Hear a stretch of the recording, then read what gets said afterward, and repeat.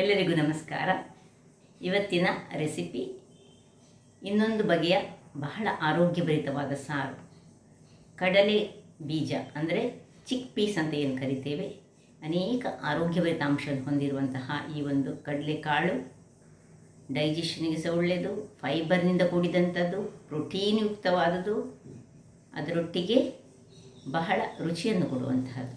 ಹಾಗಾದರೆ ಈ ಒಂದು ಕಡಲೆಕಾಳಿನ ಸಾರು, ಅದು ಸಹ ನಾವು ಕರಾವಳಿಗರು ಹೆಚ್ಚಾಗಿ ಸಮ್ಮರ್ ಸೀಸನಲ್ಲಿ ಇದು ತುಂಬ ಹೊತ್ತು ನಾವು ಅಡುಗೆ ಮನೆಯಲ್ಲಿ ನಿಲ್ಲಕ್ಕಿಲ್ಲ. ಒಂದು ಕಡಲೆಕಾಳು ನೆನೆಸಿಟ್ಟರೆ ಸಾಕು, ಮತ್ತು ಪಟ ಅದನ್ನು ಬೇಯಿಸೋದು, ಒಂದು ಸಾರು ಮಾಡೋದು. ಹಾಗಾದರೆ ಯಾರೆಲ್ಲ ನನ್ನ ಚಾನಲನ್ನು ನೋಡ್ತಿದ್ದೀರಿ, ಯಾರೆಲ್ಲ ಇನ್ನೂ ಸಬ್ಸ್ಕ್ರೈಬ್ ಮಾಡಿಲ್ಲ, ದಯವಿಟ್ಟು ಸಬ್ಸ್ಕ್ರೈಬ್ ಮಾಡಿ ಸಪೋರ್ಟ್ ಮಾಡಿ ಅಂತ ಹೇಳುತ್ತಾ ಬನ್ನಿ ಯಾವ ರೀತಿಯಲ್ಲಿ ಈ ಸಾರನ್ನು ಮಾಡೋದನ್ನು ನೋಡೋಣ. 8 ಗಂಟೆಗಳ ಕಾಲ ನೆನೆಸಿಟ್ಟಂತಹ ಕಡಲೆಕಾಳನ್ನು ಕುಕ್ಕರಲ್ಲಿ ಹಾಕಿ ಬೇಯಿಸಿಕೊಳ್ಳೋಣ. 5-6 ವಿಸಿಲ್ಗಳನ್ನು ತೆಗೆದುಕೊಂಡೆ. ಇದು ಇನ್ನು ಆಫ್ ಮಾಡಿಕೊಂಡು ತಣ್ಣಗಾಗಲು ಬಿಡೋಣ. ಬಹಳ ಸಿಂಪಲಾದ ಈ ಕಡಲೆ ಸಾರು ಮಾಡಲಿಕ್ಕೆ ನೋಡಿ, ಇಲ್ಲಿ ಕಡಲೆಯನ್ನು ಒಂದು 200 ಗ್ರಾಮ್ಸ್ನಷ್ಟು ಕಡಲೆಯನ್ನು ಒಂದು 4 ವಿಸಿಲ್ಗಳ ಕಾಲ ತೆಗೆದು ಅದನ್ನು ನಾನು ಚೆನ್ನಾಗಿ ಬೇಯಿಸಿಟ್ಟುಕೊಂಡಿದ್ದೇನೆ. ಈಗ ಅದು ಬೇಯಿಸಿಟ್ಟುಕೊಂಡು ತಣ್ಣಗಾದ ಮೇಲೆ ಸ್ವಲ್ಪ ಹೀಗೆ, ತುಂಬ ಬೇಡ, ಜಸ್ಟ್ ಒಂದು ಮ್ಯಾಶ್ ಮಾಡ್ಕೊಳ್ಳೋಣ ಹೀಗೆ. ಇನ್ನು ಇಲ್ಲಿ ಒಂದು ಒಲೆಯಲ್ಲಿ ಬಾಣಲೆಯನ್ನು ಇಟ್ಕೊಂಡಿದ್ದೇನೆ.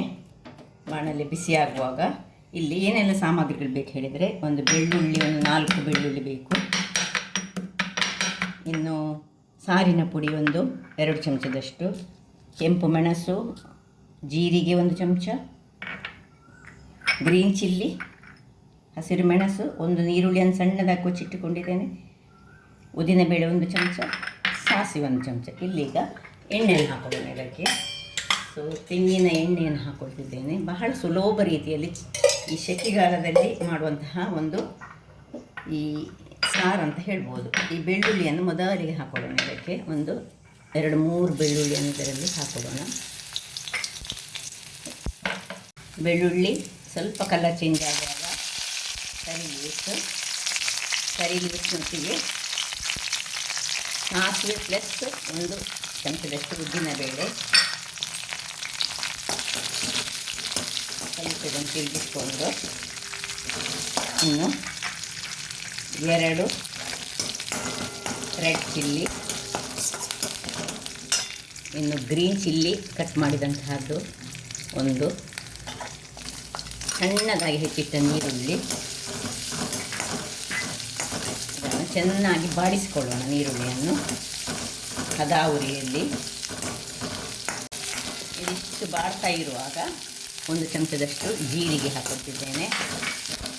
ಜೀರಿಗೆ ಸಹ ಹದಾ ಉರಿ ಇರಬೇಕು, ತುಂಬ ದೊಡ್ಡ ಉರಿ ಆಗಬಾರ್ದು. ಇಲ್ಲಿ ಅಷ್ಟೊತ್ತಿಗೆ ನಾವು 1 ಚಮಚದಷ್ಟು ನೋಡಿ, ಕೈಯಲ್ಲಿ ಒಂದಿಷ್ಟು ತೆಂಗಿನ ತುರಿಯನ್ನು, ಇದಕ್ಕೆ ಸ್ವಲ್ಪ ನೀರನ್ನು ಹಾಕ್ಕೊಂಡು ಒಂಚೂರು ಹಾಲು ಮಾಡ್ಕೊಳ್ಳೋಣ. ಇದಕ್ಕೆ ಇಷ್ಟೇ, ಜಸ್ಟ್ ಒಂದು ಚಮಚ ಅಥವಾ 2 ಚಮಚದಷ್ಟು ನೋಡಿ, ಈ ರೀತಿಯಾಗಿ ಬರ್ತದೆ. 1-2 ಸತಿ ಗ್ರೈಂಡ್ ಮಾಡಿದರೆ ಸಾಕು.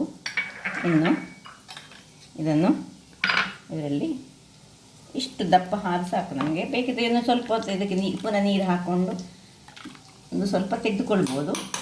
ನೋಡಿ, ಇಲ್ಲಿಗೆ ಇನ್ನು ಸ್ವಲ್ಪ ನೀರನ್ನು ಹಾಕ್ಕೊಂಡು ಇಟ್ಕೊಳ್ತೇನೆ.